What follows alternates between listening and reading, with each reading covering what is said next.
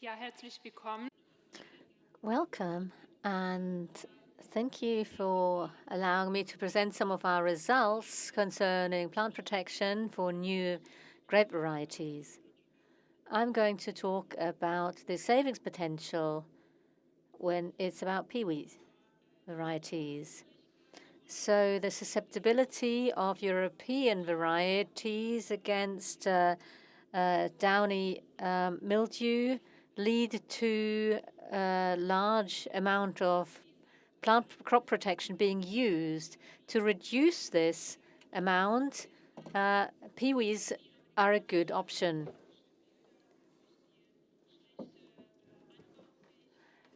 The American and Asian varieties are not suitable for viticulture, but they are a source for cultivation of resistances, loci of resistance. And many of those rather unknown wild varieties are crossed with European vines, and they use the loci of resistance against Plasma parasitico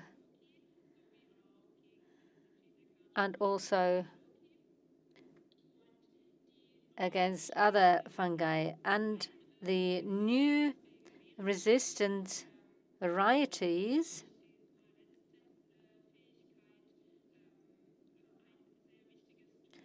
are an important tool for minimizing crop protection.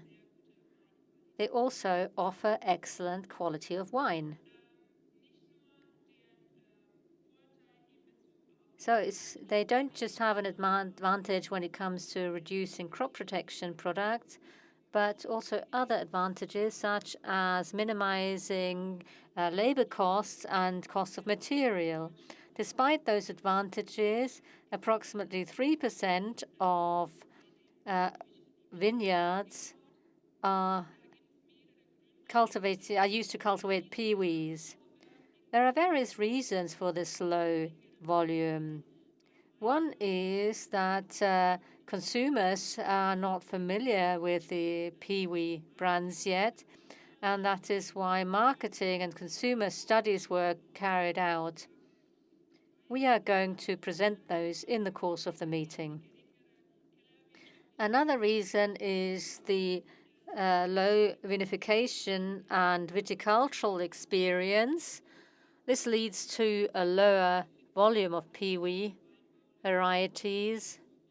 We have carried out oenological and viticultural experiments with various new varieties to counteract this. And the third reason is the lack of experience with ideal crop protection. And this is what we're focused on to try, and that is why we carried out various experiments on resistance properties and crop protection strategies for PIWIs. The aim was to come up with varietal recommendations of crop protection for wine growers. There are various PIWI varieties in the market. Nevertheless, the knowledge about these is very low when it comes to the crop protection. And if we were to treat those varieties just like any traditional variety, this would not lead to saving crop protection products.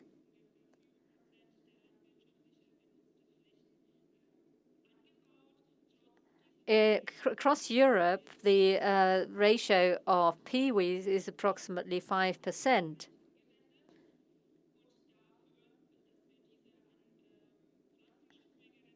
In order to reduce the crop protection products, we should switch to more PIWIs. However, if we said that we don't want to use crop protection products at all, this would lead to the establishment of resistance breaking isolates. So how can we reduce crop protection products without losing yields? and without risking resistance. We decided to concentrate on the characterization of the resistance of individual varieties and the resistance mechanisms in order to find out more about the topic. We also wanted to establish effective crop protection strategies for PIWIs in the vineyard. Now, looking at the degree of resistance of various PIWI types, we can see that the degree of resistance can be established with a leaf disc test.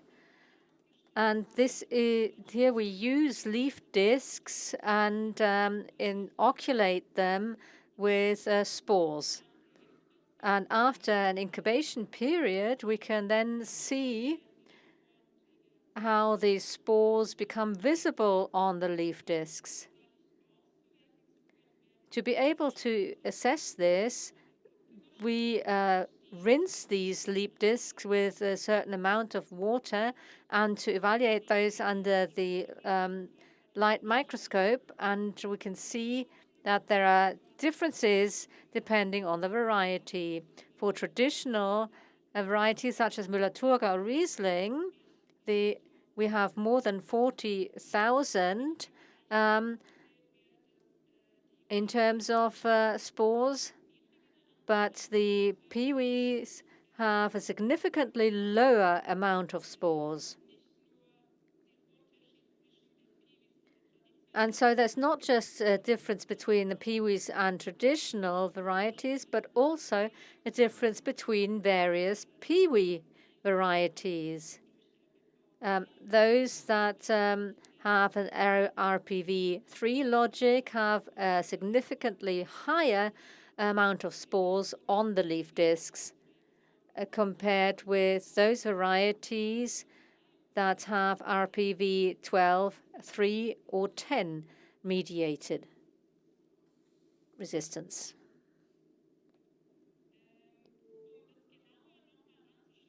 Now let's take a look at the differences here. We dyed the leaf discs here in order to show the structure of the spores on the leaf discs. And when we took samples at different times, and the different varieties of the different traditional varieties with 1 or 2 resistance loci, after 1 day did not show a difference in terms of spore development on the leaf discs. So there was no development for any of the varieties. After 2 days, for the traditional varieties, we saw that the spores had grown more compared than the varieties with 1 locus of resistance, which showed minimum growth.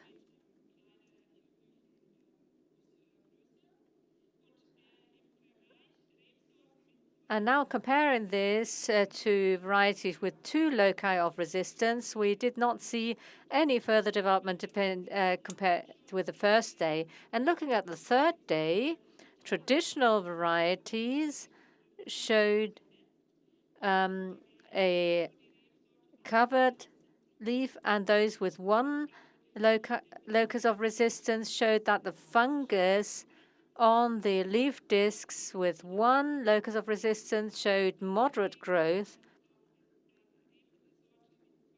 and those varieties with 2 loci of resistance did not show any growth of the fungus.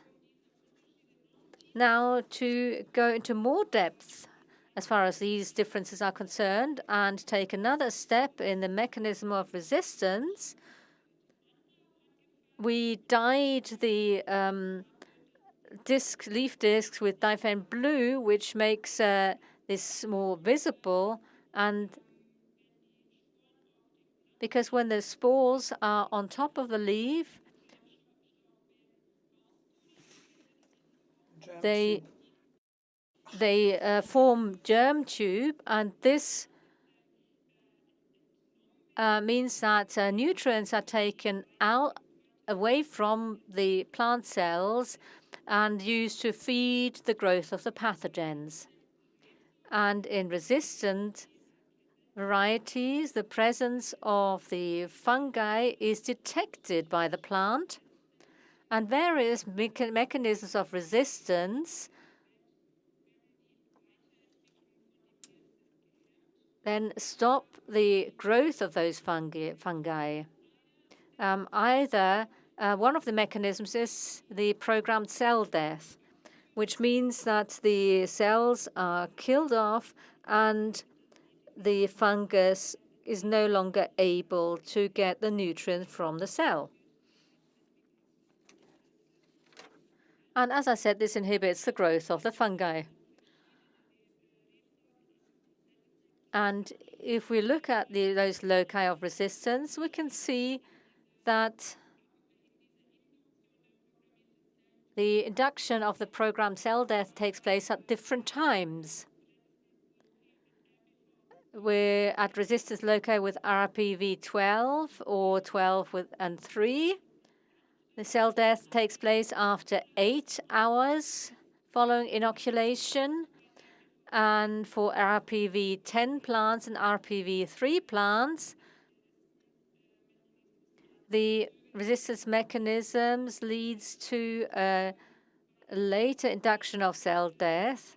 For RPV 10 types, the first cell death was observed after 12 hours, and for the RPV 3 plants, 28 hours after inoculation. So this delayed reaction of the defense mechanisms leads to the different degrees of resistance. Now let's bring all of this knowledge into the field. We carried out a field trial over several years. We want to be able to determine how much crop protection each of these PIWI varieties would need, depending on its resistance of loci of resistance. We carried out tests in a plant with various PIWI varieties and also some traditional varieties that were cultivated in a randomized way. And here, the traditional varieties were treated according to the Organic Farming Directive, and that means compared with that, the PIWI varieties were treated 4 times during bud break, during pre-flowering, at the end of flowering, and during cluster closure, or just twice during pre-flowering and at the end of a flowering. And the development of the different types of fungi was observed. We also had an untreated countervariant to be able to compare. This is not a recommendation, of course. This was just for the sake of the experiment. Now, looking at the likelihood of infection, we can see that for the untreated varieties, the low temperatures and high moisture, humidity in 2021 led to the optimum weather conditions for infection. So higher likelihood and risk of infection, whereas in 2022 and 2023, the hot and dry summer led to a low risk of infection.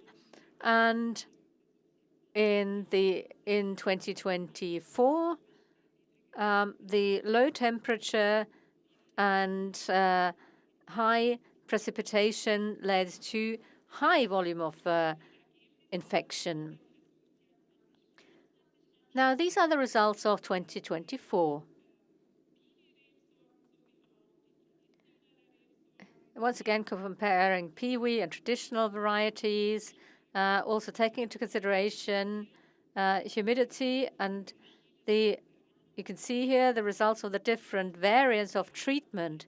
And you can see immediately that there is a clear difference between the traditional varieties and the PIWI varieties.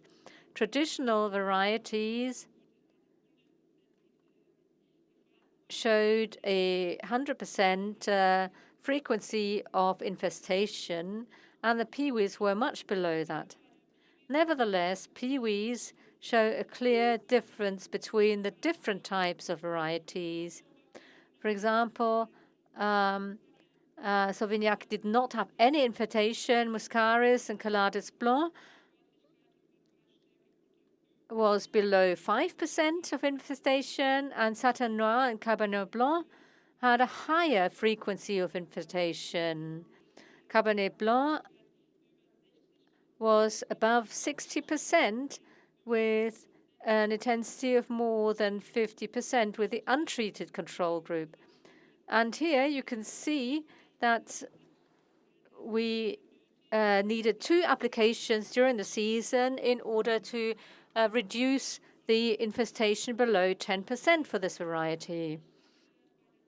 But to compare this for the traditional varieties, we only reached the same result after 14 treatments. So that is an immense savings potential. And the degree of resistance that we had observed in the laboratory was confirmed by the field test. After 4 treatments, none of the PIWI varieties were infested at all, only Cabernet Blanc, but here still the frequency of infestation was below 20%. And now looking at these results and comparing them with 2021, it becomes obvious that there is a similar tendency, despite the fact that the risk of infection in 2021 was higher. But it still confirmed our hypothesis. And here are some images. These are the traditional varieties after 14 treatments and the PIWI varieties after 2 treatments. And you can see quite clearly that there is a considerable savings potential for PIWIs. The grapes look healthy, despite having 12 treatments fewer. And now looking at the untreated control group, the traditional varieties showed a total loss. The typical leather grapes were produced, and compared with that, the PIWI varieties still looked relatively healthy, apart from the Cabernet Blanc, as I mentioned earlier. We still can't claim that there is no need for crop protection for PIWI because we have to avoid the establishment of resistance breaking isolates. To examine this, we did another leaf disc test. And for standard isolates, we saw similar results to earlier. And for traditional varieties, there was strong infection. And compared with that, for PIWI varieties, clear reduction of spirale or no infestation. And comparing this with the resistance-breaking isolate, there is no difference between the varieties that have one locus of resistance, namely RPV3, and the other varieties, and the variety with 2 loci of resistance also showed no difference.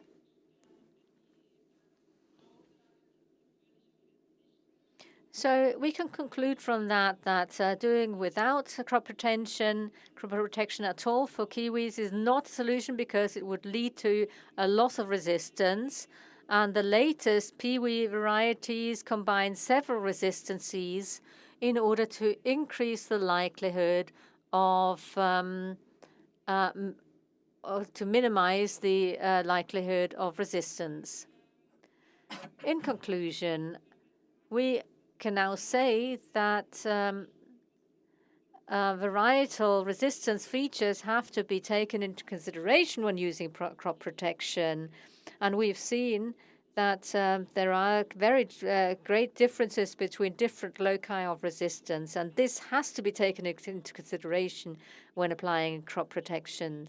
PIWIs just need a minimum of crop protection, and this is needed in order to counteract the combination of loci of resistance. And the combination of several loci of resistance, this could further minimize this factor. The climate conditions also have to be taken into consideration. And in extreme years, depending on the varieties, you could still save 40 to 80% of crop protection products. And the most important stage of development is during flowering. And this has to be taken into consideration during application. So in conclusion, we can say PIWIs work.